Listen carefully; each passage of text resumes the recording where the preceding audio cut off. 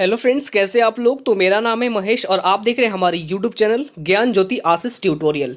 तो यहाँ पे मैंने आप लोगों के लिए जीके के यानी 10 क्वेश्चंस, जो सारे क्वेश्चन इंपॉर्टेंट है और सारे क्वेश्चन से रिलेटेड जितना भी एक्स्ट्रा फैक्ट निकल के आएंगे, मैं आप लोगों को एक्सप्लेनेशन के साथ ये सारे क्वेश्चन आपको बिल्कुल ही अच्छे तरीके से बताऊँगा।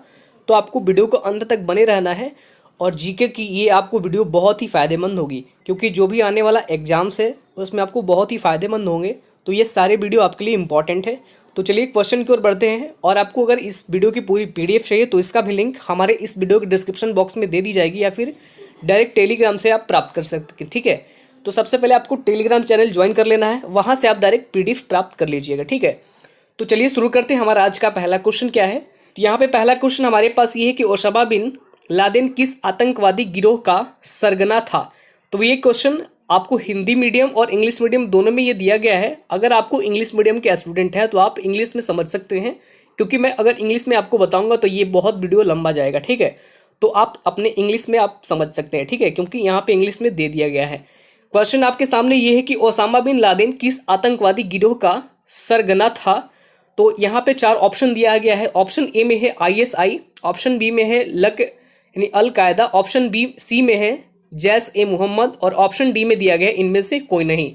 तो इसका राइट आंसर हो जाएगा यानी ऑप्शन नंबर बी अल कायदा। ठीक है, ऑप्शन बी हो जाएगा यहाँ पे अल कायदा। तो ये आपको ध्यान से यहाँ पे देखना होगा, ऑप्शन बी अल कायदा। अब यहाँ पे हम बात कर लेते हैं ओसामा बिन लादेन के बारे में। तो हमारे पास ये टोटल एक्सप्लेनेशन के साथ ये सारा चीज़ दिया गया है।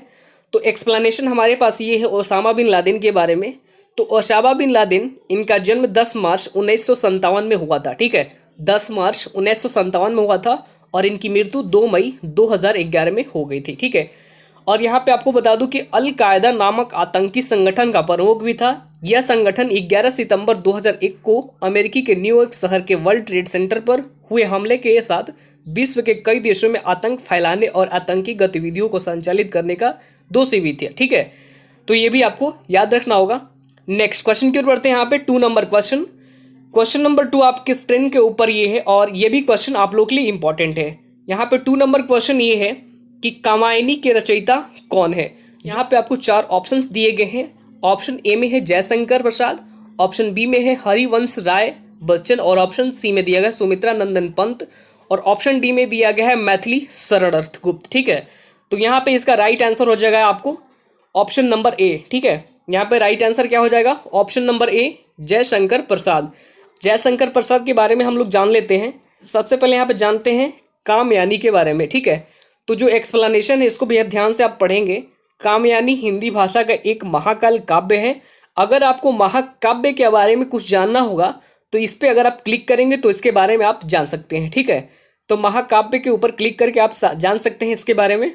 और इसके रचयिता जयशंकर प्रसाद है। अगर जयशंकर जी के बारे में आपको कुछ जानना है तो जयशंकर जी के प्रसाद के ऊपर क्लिक कीजिएगा तो आपको जयशंकर जी के प्रसाद के बारे में आपको पूरा डिटेलिंग मिल जाएगी। और यह आधुनिक छायावादी युग का सर्वोत्तम और प्रतिनिधित्व हिंदी महाकाव्य है। प्रसाद जी की यह अंतिम यानी काव्य रचना 1936 यानी 1936 ईस्वी में प्रकाशित हुई थी। तो ये भी आपको याद रखना होगा। नेक्स्ट क्वेश्चन की ओर बढ़ते हैं। यहाँ पे क्वेश्चन नंबर 3, क्वेश्चन नंबर 3 आपके स्क्रीन के ऊपर ये है। क्वेश्चन नंबर 3 ये कि बुलंद दरवाजा किस शहर में स्थित है। जो बुलंद दरवाजा होता है वो किस शहर में स्थित है। तो ये शहर में स्थित है आपको फतेहपुर सीकरी में। ऑप्शन यहाँ पे ए हो जाएगा राइट आंसर। ठीक है, इंग्लिश वाले बच्चे, आप इंग्लिश में यहाँ पे आपको कई बार बोल चुका हूँ कि इंग्लिश में आप समझ यहाँ पे सकते हैं, क्योंकि इंग्लिश में भी क्वेश्चन यहाँ पे टाइप कर दिया गया है। ठीक है, तो इसका right answer option number A हो जाएगा यानी फतेहपुर सीकरी। तो यहाँ पे एक्सप्लेनेशन देखेंगे बुलंद दरवाजा के बारे में। तो जो बुलंद दरवाजा है ये भारत के उत्तर प्रदेश प्रांत में आगरा शहर से 43 किलोमीटर दूर फतेहपुर सीकरी नामक स्थान पर यानी स्थित एक दर्शनीय स्मारक है। अगर आपको ये भी बता दो कि भारत के बारे में कुछ चीज़ जानना होगा तो भारत के बारे में पूरा डिटेलिंग दे दिया गया है। उत्तर प्रदेश के बारे में कुछ जानना होगा तो उत्तर प्रदेश के ऊपर आप क्लिक कीजिएगा तो उत्तर प्रदेश के बारे में पूरा डिटेलिंग मिल जाएगी। अगर आपको फतेहपुर सीकरी नामक के स्थान का इसके बारे में अगर जानना चाहते हैं तो इसके ऊपर क्लिक करेंगे तो इसकी पूरी डिटेलिंग आपको मिल जाएगी। ठीक है, पीडीएफ में भी परचेज कर दिया गया है, वहां से भी आप जाके चेक कर सकते हैं। तो ये दर्शनीय स्मारक है। इसका निर्माण यानी अकबर ने 1602 में करवाया था। बुलंद शब्द का अर्थ होता है कि महान या ऊंचा है। ठीक है, अपने नाम को समर्थन करने वाला एक स्मारक विश्व का सबसे बड़ा प्रवेश द्वार है। हिंदू और फारसी ने स्थापत्य कला का अद्भुत उदाहरण होने के कारण इसे भव्यता के द्वारा नाम से भी जाना जाता है। नेक्स्ट क्वेश्चन की ओर बढ़ते हैं। यहाँ पे क्वेश्चन नंबर आपके स्क्रीन के ऊपर है 4 नंबर क्वेश्चन। क्वेश्चन नंबर 4 ये है कि कौन राजधानी दिल्ली से यानी दौलताबाद तक ले गया। ठीक है, दौलताबाद ले गया। कौन राजधानी दिल्ली से दौलताबाद ले गया? इसका जो क्वेश्चन का इंग्लिश में भी यहाँ पे दे दिया गया है। तो इसका ऑप्शन यानी 4 ऑप्शन दिया गया है, शेर शाह पुरी, फिरोज तुगलक, मोहम्मद तुगलक और अलाउद्दीन खिलजी। तो इसका राइट आंसर हो जाएगा यानी option number C. Option number C यानी मोहम्मद तुगलक। तो ये भी आपको इसका राइट आंसर याद रखना होगा। और इसका अगर हम बात करें एक्सप्लेनेशन यानी किसके बारे में, तो हम बात करते हैं दौलताबाद के बारे में। ठीक है, जो दौलताबाद है ये महाराष्ट्र का एक नगर है। इसका प्राचीन नाम देवगिरी है और मोहम्मद बिन तुगलक की राजधानी यह औरंगाबाद जिले में स्थित है। अगर आपको मोहम्मद बिन तुगलक के बारे में भी कुछ जानना होगा तो यहाँ पे अगर आप क्लिक करेंगे तो ऐसे ही इसके बारे में पूरा डिटेलिंग आपको खुल जाएगा। ठीक है, नेक्स्ट क्वेश्चन की ओर बढ़ते हैं। यहाँ पे 5 नंबर क्वेश्चन। क्वेश्चन नंबर 5 आपके स्क्रीन के ऊपर ये है कि लोकसभा के सदस्यों की अधिकतम संख्या क्या होती है। ठीक है, लोकसभा के सदस्यों की अधिकतम संख्या क्या होती है? तो इसका राइट आंसर हो जाएगा यानी ऑप्शन नंबर बी, टोटल 545। तो हम लोकसभा के सदस्यों की अधिकतम संख्या जो 543 होती है, हम इस पे डिस्कस करते हैं। तो हमारे एक्सप्लेनेशन में यहाँ पे दिया गया है। जो एक्सप्लेनेशन है हमारे पास ये है कि संविधान में व्यवस्था है कि सदन की अधिकतम सदस्य संख्या 552 होगी, लेकिन 530 सदस्य राज्यों के प्रतिनिधित्व करेंगे और 20 सदस्य यानी संघ शासित प्रदेशों के प्रतिनिधित्व करेंगे तथा 2 सदस्यों को राष्ट्रपति द्वारा यानी एंग्लो इंडियन समुदाय से नामित किया जाएगा। और वर्तमान में सदन की संख्या कितनी है? टोटल 545। तो इसका राइट आंसर यानी 545 हो जाएगा। नेक्स्ट क्वेश्चन की ओर बढ़ते हैं। यहाँ पे क्वेश्चन नंबर 6। क्वेश्चन नंबर 6 आपके स्क्रीन के ऊपर ये है कि भारत के प्रथम राष्ट्रपति कौन थे। ठीक है, भारत के प्रथम राष्ट्रपति कौन थे? यहाँ पे इंग्लिश में लिखा हुआ है कि दी फर्स्ट प्राइम यानी प्रेसिडेंट ऑफ इंडिया वाज। तो यानी यहाँ पे 4 ऑप्शन दिया गया है। इसका राइट आंसर हो जाएगा option number B, doctor Rajendra Prasad. ठीक है, तो यहाँ पे हम एक्सप्लेनेशन के साथ हम यहाँ पे आपको बता दूं कि जो डॉक्टर राजेंद्र प्रसाद थे ये भारत के राष्ट्रपति पद की स्थापना यानी भारतीय संविधान के द्वारा की गई है। इन 13 राष्ट्रपतियों के अलावा 3 कार्यवाहक राष्ट्रपति भी हुए हैं जो पदस्थ राष्ट्रपति की मृत्यु के बाद बनाए गए हैं। ठीक है, भारत के प्रथम राष्ट्रपति डॉक्टर राजेंद्र प्रसाद थे। 7 राष्ट्रपति निर्वाचन होने से पूर्व राजनीतिक पार्टी के सदस्य भी रह चुके हैं डॉक्टर राजेंद्र प्रसाद। तो ये आपको समझ में बिल्कुल आ गया होगा। नेक्स्ट क्वेश्चन की ओर बढ़ते हैं। यहाँ पे 7 नंबर क्वेश्चन। क्वेश्चन नंबर 7 आपके स्क्रीन के ऊपर ये है। क्वेश्चन नंबर 7 ध्यान से देखेंगे। वह एकमात्र कौन सा कांग्रेस अधिवेशन था जिसकी अध्यक्षता महात्मा गांधी ने की है। क्वेश्चन को आप अच्छे से समझ लेंगे कि वह एकमात्र कौन सा कांग्रेस अधिवेशन था जिसकी अध्यक्षता महात्मा गांधी ने की है। तो यहाँ पे 4 ऑप्शन आपको मिलेंगे। तो यहाँ पे 4 ऑप्शन में क्या है? ऑप्शन में है 1906 कोलकाता, 1916 लखनऊ, 1924 बेलगांव और 1925 कानपुर। तो यहाँ पे इसका राइट आंसर हो जाएगा ऑप्शन नंबर सी यानी 1924 बेलगांव। तो यहाँ पे एक्सप्लेनेशन देखेंगे तो इसके बारे में बता दूं, बेलगांव यानी महात्मा गांधी जी के बारे में। तो एक्सप्लेनेशन हमारे पास ये कि महात्मा गांधी ने कांग्रेस अधिवेशन की अध्यक्षता 1924 में की थी और उसी समय महात्मा गांधी कांग्रेस के अध्यक्ष भी बने थे।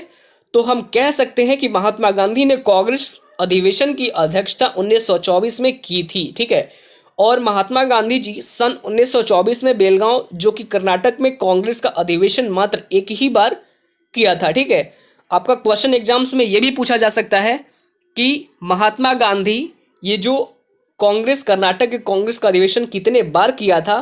तो सिर्फ और सिर्फ मात्र एक बार कांग्रेस का अध्यक्ष बने थे महात्मा गांधी 1924 में बेलगांव के। ठीक है, नेक्स्ट क्वेश्चन की ओर बढ़ते हैं। यहाँ पे 8 नंबर क्वेश्चन। क्वेश्चन नंबर 8 आपके स्क्रीन के ऊपर ये है कि स्वर्ण मंदिर कहाँ पर स्थित है। ये क्वेश्चन आपके लिए बिल्कुल इंपॉर्टेंट है। ठीक है, यहाँ पे इंग्लिश में भी क्वेश्चन यहाँ पे दिया गया है कि where is the golden temple located. ठीक है, तो स्वर्ण मंदिर कहाँ पर स्थित है। तो इसका यहाँ पे राइट आंसर हो जाएगा यानी ऑप्शन नंबर डी अमृतसर में, ठीक है। अमृतसर में क्या है, स्वर्ण मंदिर अमृतसर में स्थित है। तो यहाँ पे देख लेंगे, आपको जो स्वर्ण मंदिर है इसके बारे में आपको डिटेलिंग यहाँ पे दे दिया गया है एक्सप्लेनेशन में कि स्वर्ण मंदिर अमृतसर में स्थित है। इसका ऊपर का ढांचा काफी हद तक सोने से ढका हुआ है, बहुत ही पतली एक चादर, जिस कारण सेट करना मंदिर सिखों का एक प्रमुख धार्मिक स्थल भी है। लोग यहाँ पर जाते हैं, मक्का करते हैं और आशीर्वाद प्राप्त कर लेते हैं। तो ये आपको बिल्कुल समझ में आ गया होगा। तो चलिए नेक्स्ट क्वेश्चन की ओर बढ़ते हैं। यहाँ पे क्वेश्चन नंबर 9, क्वेश्चन नंबर 9 आपके स्क्रीन के ऊपर ये है कि भारत की सशस्त्र सेनाओं का सर्वोच्च कमांडर कौन होता है। Who is the highest commander of the यानी आर्म्ड फोर्स ऑफ इंडिया। तो इसका राइट आंसर क्या हो जाएगा, तो इसका राइट आंसर हो जाएगा ऑप्शन नंबर डी, यानी राष्ट्रपति जो होते हैं ये होते हैं क्या, यानी सर्वोच्च कमांडर के जो हेड होते हैं, सेनाओं का सर्वोच्च कमांडर कौन होता है, वो राष्ट्रपति होते हैं। यानी ऑप्शन नंबर डी हो जाएगा यहाँ पे राइट आंसर। तो यहाँ पे बात कर लेते हैं भारतीय सशस्त्र सेनाओं के बारे में। तो यहाँ पे एक्सप्लेनेशन हमारे पास दिया गया है कि भारतीय सशस्त्र यानी शस्त्र सेनाओं की जो सर्वोच्च कमान भारत के राष्ट्रपति के पास होता है, ठीक है। अब यहाँ पे एक चीज़ मैंने आपको बता दूं कि यहाँ पे जो भारत के राष्ट्रपति यहाँ पे जो लिखा हुआ है ब्लू टिक है, अगर आपको इस पर क्लिक करेंगे तो आपके भारत के राष्ट्रपति के बारे में पूरा डिटेलिंग आपको पता चल जाएगा, ठीक है। इन्हीं के पास होता है। राष्ट्र की रक्षा का दायित्व मंत्रिमंडल के पास होता है और इसका निर्वाहक रक्षा मंत्रालय द्वारा भी किया जाता है, ठीक है। और यहाँ पे एक चीज़ और बता दूं कि जो डॉट में लिखा है कि देश के पहले सीडीएस बने सेना प्रमुख जनरल बिपिन रावत, जो कि तीनों सेनाओं के अध्यक्ष भी हैं, ठीक है, बिपिन रावत। नेक्स्ट क्वेश्चन की ओर बढ़ते हैं। यहाँ पे क्वेश्चन नंबर 10 और ये है आज का लास्ट क्वेश्चन, तो इसको भी आपको ध्यान से यहाँ पे देखना होगा। क्वेश्चन नंबर 10 ये है कि वर्ष 2014 के फीफा वर्ल्ड कप का आयोजन किस स्थान पर हुआ था। ये क्वेश्चन आपके लिए बिल्कुल इंपॉर्टेंट है क्योंकि खेल से रिलेटेड है और खेल से रिलेटेड आपके एग्जाम्स में कई बार क्वेश्चन इस प्रकार के पूछे भी जाते हैं। तो यहाँ पे जो क्वेश्चन है आपका, यहाँ पे एक 4 ऑप्शन दिया गया है, तो इसका राइट आंसर हो जाएगा यानी ऑप्शन सी ब्राजील में, ठीक है। ब्राजील हो जाएगा राइट आंसर। क्वेश्चन को अच्छे से पढ़ लेंगे कि वर्ष 2014 के फीफा वर्ल्ड कप का आयोजन किस स्थान पर हुआ था, तो ये ब्राजील में हुआ था। तो यहाँ पे हम बात कर लेते हैं फीफा विश्व वर्ल्ड कप के बारे में। तो यहाँ पे जो एक्सप्लेनेशन हमारे पास दिया गया है कि फीफा विश्व कप 2014 का final match Rio de Janeiro यानी ब्राजील के यानी माराकाना स्टेडियम में 13 जुलाई 2014 को खेला गया था। ये आपको डेट भी याद रखना होगा क्योंकि एग्जाम्स में डेट सहित भी आपका क्वेश्चन आंसर पूछा भी जाता है, और स्टेडियम का नाम भी। स्टेडियम क्या है, नाम क्या है, तो ये match Rio de Janeiro Brazil के माराकाना स्टेडियम में 13 जुलाई 2014 को खेला गया था। तो ये सारे क्वेश्चन आपके लिए एग्जाम के लिए इंपॉर्टेंट है। अगर आपको ये वीडियो अच्छा लग रहा होगा तो वीडियो को हमेशा लाइक करते रहें, और अगर आपको किसी भी चीज़ का अगर दिक्कत परेशानी भी आ रही है तो हमेशा कमेंट करके पूछ लिया कीजिए, ठीक है।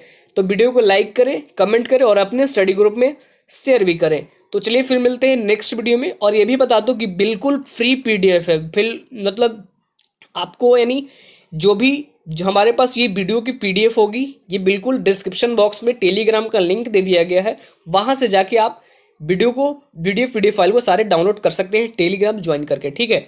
तो चलिए फिर मिलते हैं नेक्स्ट वीडियो में, तब तक लिए bye bye, take care, all the best, thank you.